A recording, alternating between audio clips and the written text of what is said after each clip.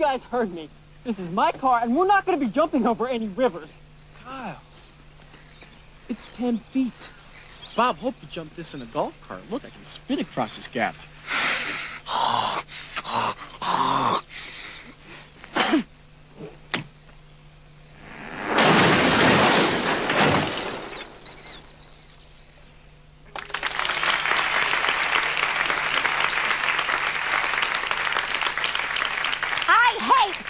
Jokes. I hate snot jokes. I never allow them on my other show. I hate them. But anyway, my next guest is a real scene stealer in the hit comedy Road Trip. He plays the geeky college student Kyle. Please welcome Hollywood's latest find, D.J.Qualls.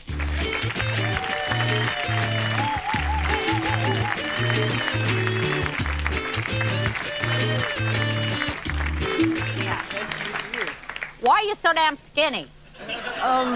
Well, because I used to be overweight when I was a kid, but then I got cancer when I was like 14. Uh-huh. So I lost all the weight. You got cancer when you were 14? Yeah. So, but I'm better now. You got over cancer? Yeah.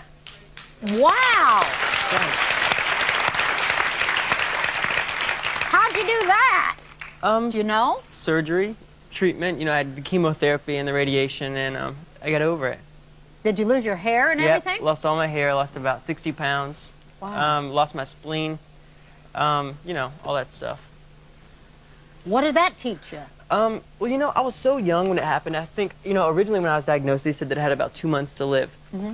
But at 14, you really don't have any sort of sense of your own mortality. Right. So you just sort of get through it. It doesn't take any bravery. You don't believe when people tell you things. Mm-hmm. So maybe it taught me not to believe what people tell me, because I don't believe anything that anyone tells me, especially here in Hollywood. Oh, that is great, because you can't. You can't. You totally can't. People lie to me all the time. Well, look at Bud now. You're on the right show.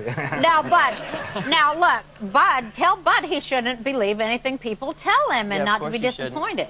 I mean, that's the thing. I always expect the least, and so when good things happen, I'm always surprised. It's better to be surprised than disappointed, especially here, when because LA is so media focused and so, like, I mean, Hugh Grant and Elizabeth Hurley, they're split, like, leads the news when you, like, and then at the end, like, 12 people were killed in a car wreck. You know what I mean? Don't you love that? It's so absurd. And then the nice dog story at the end. Right, to sum it all up.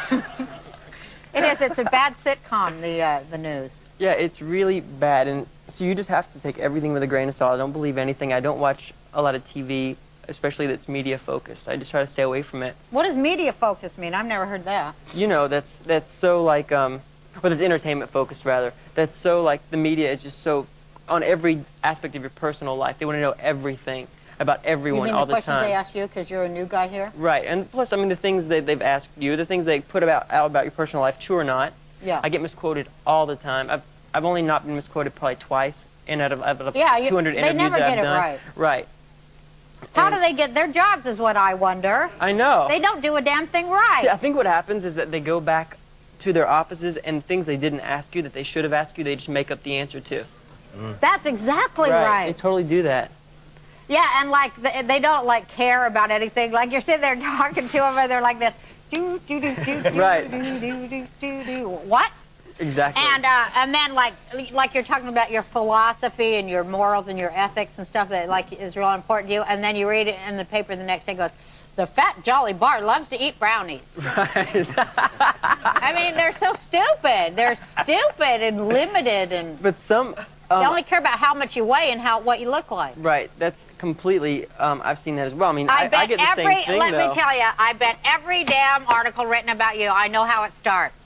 When I first met the ganglion thin. Oh, everything. You know, It leads like, you know, ganglion thin and going to the top. You know what I mean? But I have to say, like, the LA Times, they wrote a piece about me that was the most accurate piece ever written. I was completely not misquoted. It was a great. Who did it? I cannot remember her name, and I feel awful about it. But she. Well, of course, it was a woman. They're always like the women are so good to the men and so bad to the women. Yeah, maybe that's the way. I need to get like, you know, fat homosexual males to write about me, or it just doesn't come out good at all. You can control that though, right? I try. I say, could I have a roster of your fat homosexual male reporters? Right. You should completely do that. I mean, people are really unfair. That's just the way it is. And I learned really quickly. I mean, I've only been in the business a year.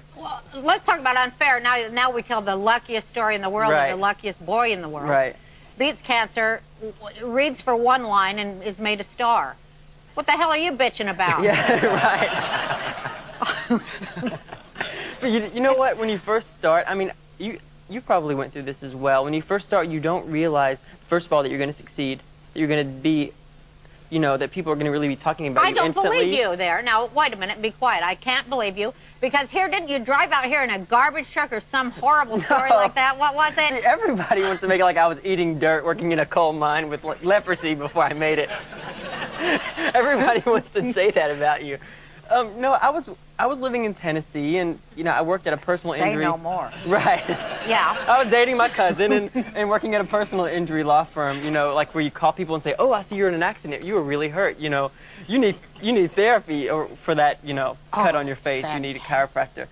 And so I was doing that, and it just wasn't going anywhere. And I did a play in Nashville, and someone saw me. It was for community theater, and someone saw me and said, "You should be in the movies." And so I went down to Atlanta and auditioned for a few roles, and I booked everything I auditioned for. And then I went down to read So you weren't even an actor? No. You just went in this play? I just did it because I liked it. It was fun to do in my spare time. Because it's so, I mean, especially when you're from a town that's really small, you don't know any working actors, so you don't really think that you can make it. Right. So I didn't try. I thought I'd be a lawyer. You just were having fun. Yeah, I was just having a good time. Well, that's the key. As soon as you're having fun, things start to happen. Right, and another thing about when you come to LA, I know a lot of people have been here for like 2 years and can't get agents, and there's this sort of desperation that you get on your face that's sort of behind your eyes that people can see, and it makes you not castable. People don't want to deal with you at a certain point. That's smog. You think it's smog? Smog. Oh, smog. Yeah. Yeah, You think so? but do you know what I mean? You get this sort of desperate actor thing, and people don't want to cast you. So I know I've been really lucky that it's happened so quickly for me, but I don't have that thing in me that would have made me stay out here for years and really, really try. I don't have that. You just don't care? Is that what you're saying? Yeah, I can't care enough about it because it's not real, and it's a great job, but it's not everything. Yeah. I mean, What there's is so many- everything? well, after your you've had happiness. cancer, I mean, you know, you've got the right outlook. Well, you have a good relationship with God, you have a good relationship with your family, and a good right. relationship with people around you. That's right. And that's what matters. That is what matters. Yeah. Isn't that true? I mean, how sad is it for people that don't know that? Sad. And so many Sad people world. don't know it. But you know, Are you getting a lot of chicks? yeah, actually, I can't believe how many. Isn't that great? I can't believe how many girls have come up to me and said, you know, you're so much cuter than Kyle and all this other stuff, and you know, like, do you have a girlfriend? I never thought that I would be approached by such beautiful women, especially like really pretty girls. Oh, they're all gold like, diggers. Let's be yeah, honest. they're totally. They're all gold And they're diggers. digging in the wrong place, Roseanne, because when you first start out, you get screwed in everything you do, as you know. You get screwed like every deal you sign. Every deal. You get screwed on until. People don't know. Yeah, they think. They don't Do you know want to hear that it. I told your segment producer that like one of my relatives called the other day. Somebody I've met one time asked me for a loan. And I was like, And what I are bet you it was talking about? $30,000. It's always They wanted a $30,000. huge People that amount met of you money. once. And I said, I'm going to be working at the KFC next week if something doesn't happen for me, and I'm in 10 magazines this month. You know what I mean? So I was like, you can't assume that I'm a millionaire overnight because I just made a movie. And but that's the perception. How much did you get paid for that movie? I think I made about $75,000, but Hey, that's good dough. that sounds like a lot of money, but you know everybody has their but then hand the out. agent has to take 90% of it, and the lawyer takes 2%. The government and you know, takes you so can barely much afford money your rent. because what they do is they tax you. You may make $75,000 in 3 months, but they tax you like you're going to make that every day of the year. They take so much money. Your agent, your manager, and your publicist. Sorry, you guys, my publicist here. They all have their. There's no money left Right, for you. there's not a lot of money left. You get about 20 to 30% of what you actually make, and then you wait till the end of the year when you can get some of it back from the government. So you don't really have a lot to start out. But it's a good job to have. But then if you can you're get it. smart, you know, get successful, pull yourself up by the bootstraps, and then you start screwing other people. Exactly. And I can't wait for that to happen. Thank you both so much for being here. Oh, thank you. Good luck. Thank you so Good much. luck to you, too. Thank you.